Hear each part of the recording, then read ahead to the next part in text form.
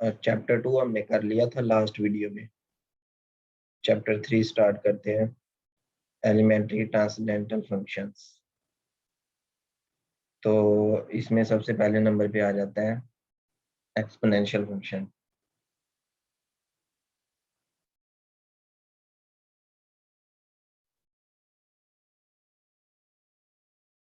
तो exponential function की जो एक्सप्रेशन है, limit n approaches to infinity 1 plus x over n, और इसकी पावर n ओवर x होनी चाहिए ना, फिर ये e raise to power x आ जाएगा।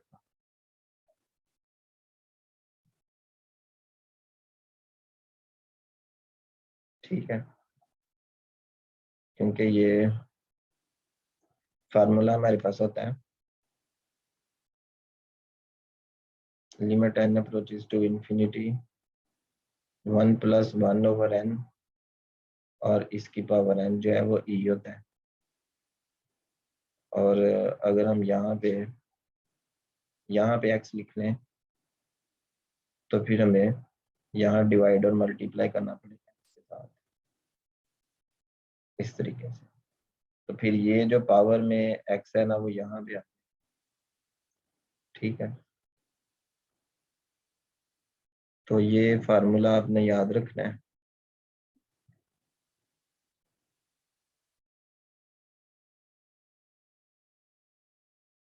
उसके बाद e raise to power g को सीरीज फॉर्म में हम लिख सकते हैं। ठीक है,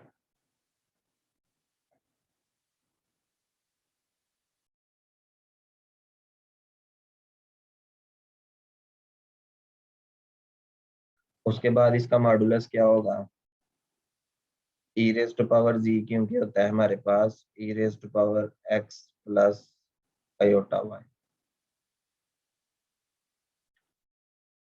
हाँ जी, डॉक्टर इकबाल की बुक है ये।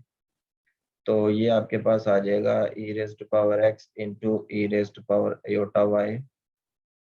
और अब आयोटा y जो है, इसको हम चेंज कर सकते हैं cos y plus iota sine y में। ठीक है, अब हम इसका मॉडुलस फाइंड करते हैं। तो मॉडुलस जो होता है वो ये मॉड होता है, बोथ साइड पे हम मॉड अप्लाई कर देंगे e raise to power x into cos y plus iota sine y। ये मॉड आ गया, तो ये हमारे पास आ गया e raise to power x का मॉड अलग आ गया, और एक आ गया cos y plus iota sine y। ठीक है, तो क्योंकि e raise to power x जो है ये पॉजिटिव होता है फॉर ऑल x, तो इसका मतलब है कि जो मॉड होगा वो इसमें चेंज हो जाएगा क्योंकि ये पॉजिटिव होता है ना।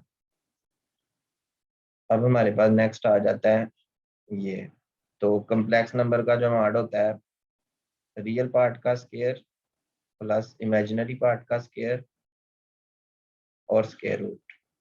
अब आपको पता है ये एक पॉपुलर आइडेंटिटी है, ये cos square theta plus sine square theta, तो ये 1 होता है। तो e raise to power x आ गया। e raise to power z का जो मॉड होता है वो e raise to power x के इक्वल होता है।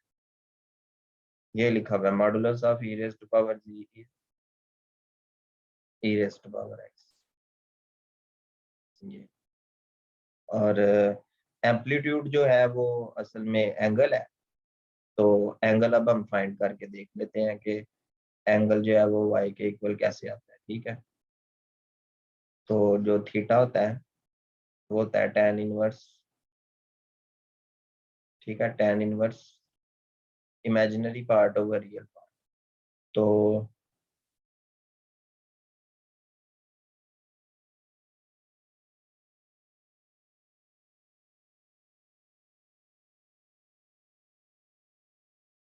इमेजिनरी पार्ट आ गया e raise to power x sine y, यहाँ से ये मल्टीप्लाई हो रहा है ना इससे, और डिवाइड हो गया e raise to power x cos y से। ठीक है, अब हम यहाँ से देखेंगे कि ये एक्सपोनेंशियल कैंसिल हो रहा है। हमारे पास आ गया tan इनवर्स, और sin y over cos y को हम कहते हैं tan y। ठीक है, तो tan और tan इनवर्स कैंसिल हो जाएंगे तो आपके पास y रह जाएगा। तो इसका मतलब हम कह सकते हैं कि जो थीटा होता है, theta of e raise to power z is equal to y। Amplitude जो है ना वो y के इक्वल है। तो ये दो पॉपुलर मल्टीपल चॉइसेस है जो आपसे पूछे जा सकते हैं। ठीक है, ये भी हमने कैलकुलेट कर लिया, और ये भी। उसके बाद हमारे पास आ जाता है इसकी प्रॉपर्टी। पहली प्रॉपर्टी कि इसको मैक्लॉरेन सीरीज की फॉर्म में हम कन्वर्ट कर सकते हैं, e raise to power z को इसमें कन्वर्ट कर सकते हैं। अच्छा, ये चीज आपने पढ़ी थी, मैं आपको बता देता हूँ कहाँ पे पढ़ा। ये सेकंड ईयर मैथमेटिक्स की बुक है। इसमें अगर हम चैप्टर 2 में चले जाएं, 2.8 में,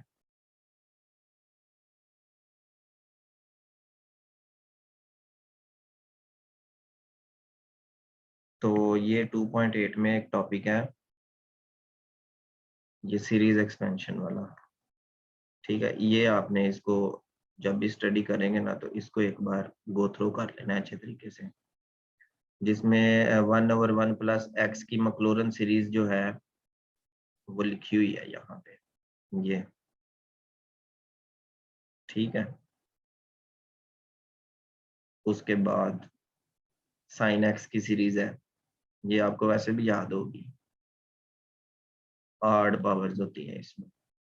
ये x minus x cube over 3 factorial, ये साइन एक्स की सीरीज है। ए रेज टू पावर एक्स की सीरीज है ये। ठीक है, और ये देखें e raise to power x की, बिल्कुल ये वाली ई रेज टू पावर जी भी हम इसको कह सकते हैं, जो कि यहाँ पे आपने देखी है। ई रेज टू पावर जी मतलब 1 प्लस जी स्क्वायर ओवर 2 फैक्टोरियल, और इसी तरह से 1 प्लस एक्स स्क्वायर ओवर 2। ये असल में सेकंड ईयर में ही है, देखिएगा इसकी एक्सरसाइज में भी होगी। ये सारी आप याद कर सकते हैं अच्छी तरीके से, ये मैंने पहले भी बताई हुई है सीरीज।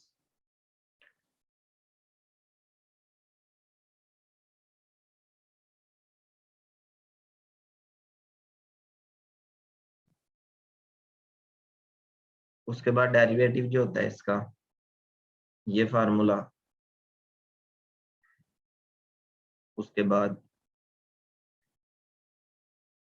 नेक्स्ट जो है ई रेज टू पावर जी 1 के इक्वल कब होता है, ये प्रॉपर्टी आपने याद रखनी है, जब जी की वैल्यू 2 के पाई अयोटा होती है। और ई रेज टू पावर जी 1 और ई रेज टू पावर जी 2 आपस में इक्वल कब होते हैं, जब z1 is equal to z2 plus 2 के पाई अयोटा। ठीक है, तो ये याद रखना है आपने, ये मल्टीपल चॉइस आ सकता है। ई रेज टू पावर जी एक पीरियोडिक फंक्शन है,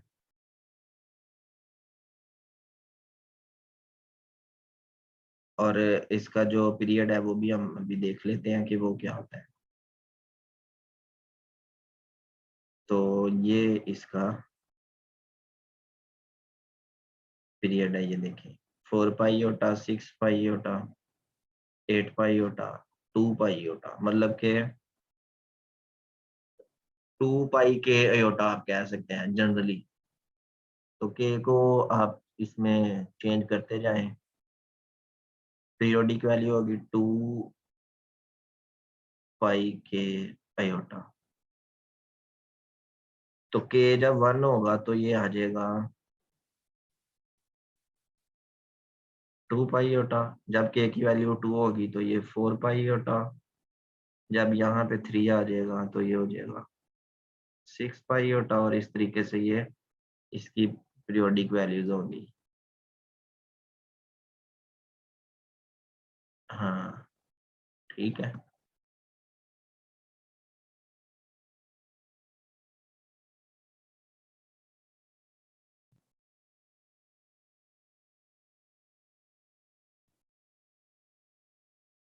उसके बाद ये ट्रिग्नोमेट्रिक फंक्शंस हैं, ये एक्सप्रेशन, ये एक्सप्रेशन, ये सारी एक्सप्रेशंस आपने याद रखनी है। इनके डेरिवेटिव्स की एक्सप्रेशंस, ठीक है, ये tan z, ये cot z, छोटी छोटी एक्सप्रेशन हैं। ये प्रॉपर्टी नंबर 3 की स्टेटमेंट ये आ गई, पीरियोडिक वैल्यू 2k पाई, ठीक है, 2k पाई साइन की। और साइन और काज के जीरोस जो होते हैं वो हम देख लेते हैं। ये n पाई जो है ये साइन जी के जीरोस हैं। Zero zero of a function का मतलब है कि ऐसा क्या पुट किया जाए फंक्शन में इंडिपेंडेंट वेरिएबल की जगह पे के आंसर जीरो आ जाए। तो लेट्स से कि आप साइन और जी की जगह पे आप n को पहले यहाँ पे जीरो पुट करें, तो ये 0 पाई मतलब जीरो, तो साइन जीरो जीरो होता है।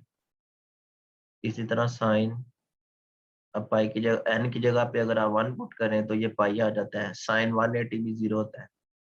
तो ये हम जनरल कह सकते हैं कि n पाई, जबकि n क्या होगा, 0 प्लस माइनस 1 प्लस माइनस 2। और काज काज के जो जीरोस हैं, ये देखें, ये काज के जीरोस हैं। अगर जी की वैल्यू 2 1 प्लस 1 पाई होगा 2 है ना, ये लिखे हुए हैं साइन के जीरो। ये जीरोस भी आपको पता होने चाहिए, क्योंकि ये तो एक आम सा क्वेश्चन है, ये आपको वैसे ही पता होना चाहिए।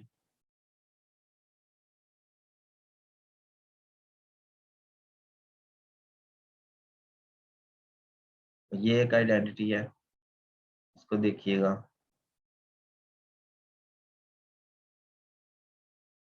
हाइपरबोलिक फंक्शंस, ये भी आपने एफएससी पार्ट 2 में पढ़े हुए हैं, इनको पढ़ा था आपने। इनके डेरिवेटिव्स और हाइपरबोलिक एंड ट्रिग्नोमेट्रिक फंक्शंस का कॉम्प्लेक्स नंबर में रिलेशन क्या होता है कि अगर साइन होगा तो अयोटा जो है ना वो बाहर आ जाएगा, और अगर कॉस होगा तो कॉस हाइपरबोला अयोटा जी, तो अयोटा खत्म हो जाएगा। इसी तरह साइन अयोटा जी में फिर अयोटा हमारे पास आ जाएगा, जबकि काज अयोटा जी जो है वो अयोटा खत्म हो जाएगा और काज हाइपरबोला।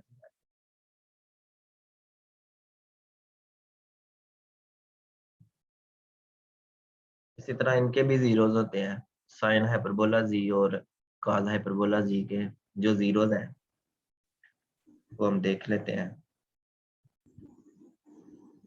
तो सबसे पहले साइन हाइपरबोला जी का जो जीरो है वो आ गया के पाई होता, ठीक है। साइन हाइपरबोला जी का जो जीरो है वो के पाई होता है।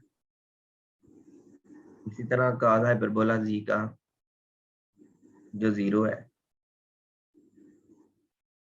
वो n प्लस 1/2 पाई अयोटा। ये चीजें याद रखने वाली हैं। अब इनकी पीरियोडिक वैल्यूज हैं, जैसे साइन हाइपरबोला जी और कॉस हाइपरबोला जी। तो पहले साइन हाइपरबोला जी की पीरियोडिक वैल्यू देख लेते हैं। तो साइन हाइपरबोला जी की पीरियोडिक वैल्यू है 2n पाई। इसी तरह कॉस हाइपरबोला जी की पीरियोडिक वैल्यू भी सेम है, ठीक है।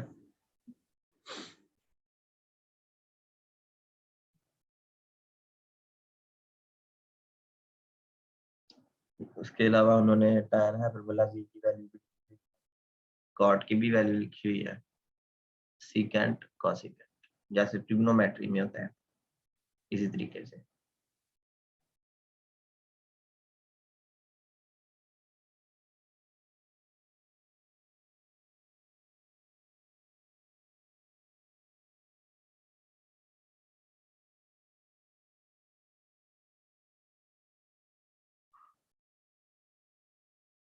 टेस्ट आप लोगों का जुलाई में होगा, ठीक है। अभी टेस्ट शुरू हो जाएंगे मई से। तो जून या जुलाई में होगा, ज्यादा चांसेस हैं कि जुलाई में होगा।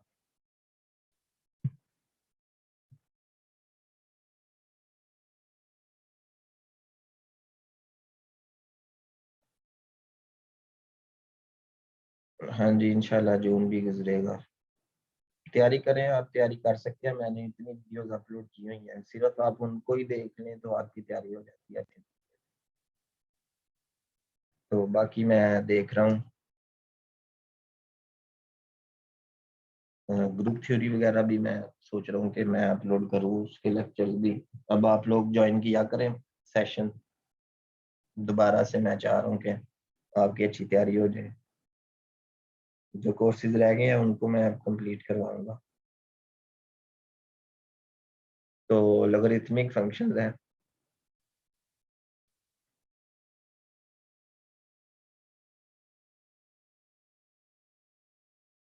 इसके अलावा आप ऐसा करें, आप मेरा टेस्ट सेशन भी ज्वाइन करें, उससे भी आपकी बहुत अच्छी तैयारी हो। बहुत से लोगों ने ज्वाइन किया हुआ है, 50 से ज्यादा स्टूडेंट्स हैं जिन्होंने टेस्ट सेशन ज्वाइन किया। तो उनकी अच्छी तैयारी हो रही है, उनसे आप पूछ सकते हैं, उनका फीडबैक भी ले सकते हैं। तकरीबन 8 से 9 टेस्ट उन्होंने ऑलरेडी दे दिए हैं। डेली नहीं होता, 2 दिन या 3 दिन का टाइम दिया जाता है तैयारी करने के लिए। स्टूडेंट्स ग्रुप में क्वेश्चंस पूछते हैं, उनका अलग ग्रुप बनाया हुआ है टेस्ट सेशन वालों का, उनको फिर आंसर भी दिए जाते हैं उसमें।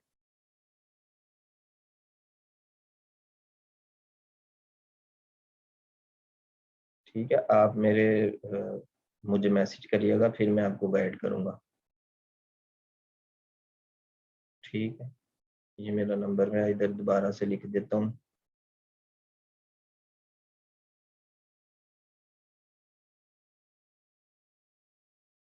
ठीक है, आप मुझे व्हाट्सएप करिएगा ना, फिर आपको गाइड कर दूंगा क्लास के बाद।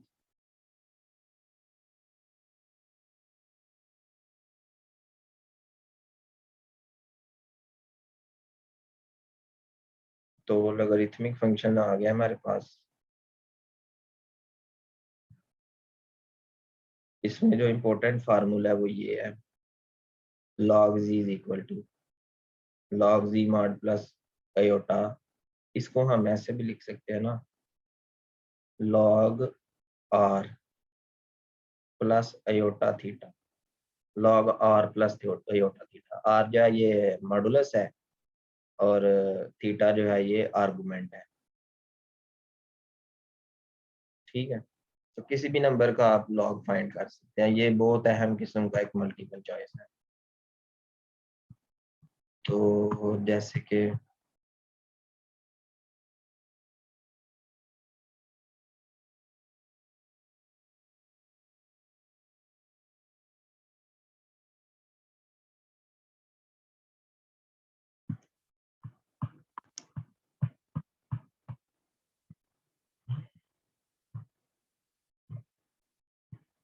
अच्छा, यहाँ पे इसने डेरिवेटिव जो होता है ना इसका, log z का, ये 1/z होता है। ये तो आपको वैसे भी पता है कि ये आम कैलकुलस में भी यही होता है।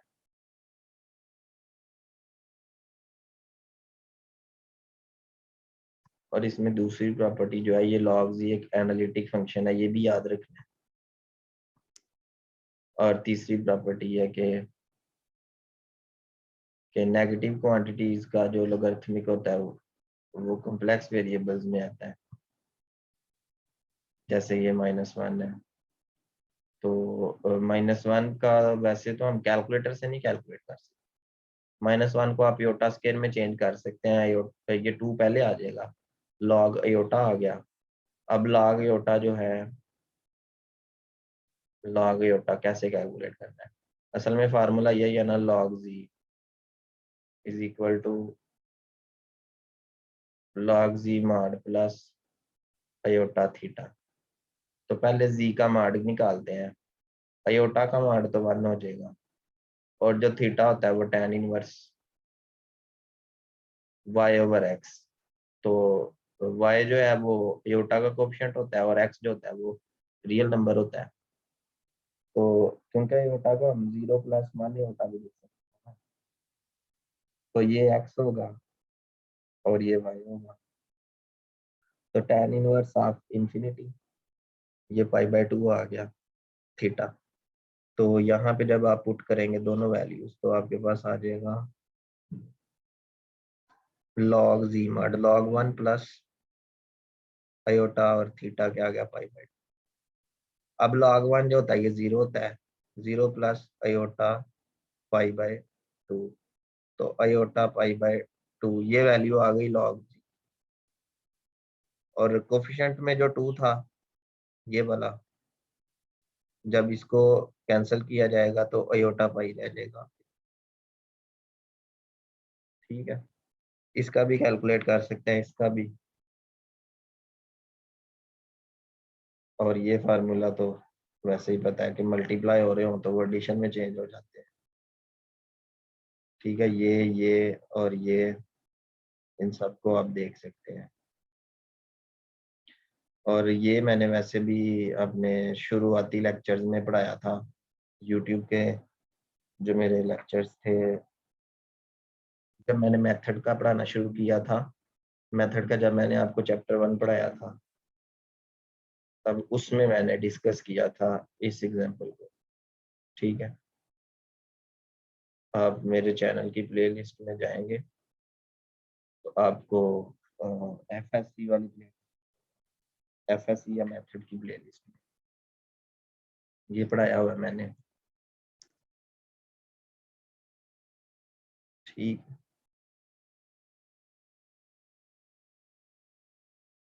ये कम्प्लेक्स की बुक है, इसके 2 चैप्टर पढ़ाए हुए थे, तीसरा अभी मैंने कह रहा था कि चले तीसरा चैप्टर भी पढ़ा देता हूँ। इनवर्स ट्रिग्नोमेट्रिक फंक्शंस जो हैं इसमें भी आपने प्रॉपर्टीज, ये प्रॉपर्टी नंबर 1 इसको देख लेना है, प्रॉपर्टी नंबर 2 को देख लेना है, प्रॉपर्टी नंबर 3 को। जस्ट इसको अगर आप स्टडी कर लेंगे ना तो समझें कि आपकी 80% तैयारी हो जाएगी सिर्फ इसको पढ़ने से, एक बार पढ़ने से। ये बुक मैं अभी ग्रुप में सेंड कर देता हूँ, डॉक्टर मोहम्मद इकबाल की बुक है। चैप्टर 3 हमारा वैसे ही कंप्लीट हो गया है। तो बाकी अभी रेगुलर लेक्चर्स में स्टार्ट करूँगा, आपने सबने ज्वाइन करना है, जो लोग यूट्यूब पे वीडियो देख रहे होंगे या जो लाइव देख रहे हैं।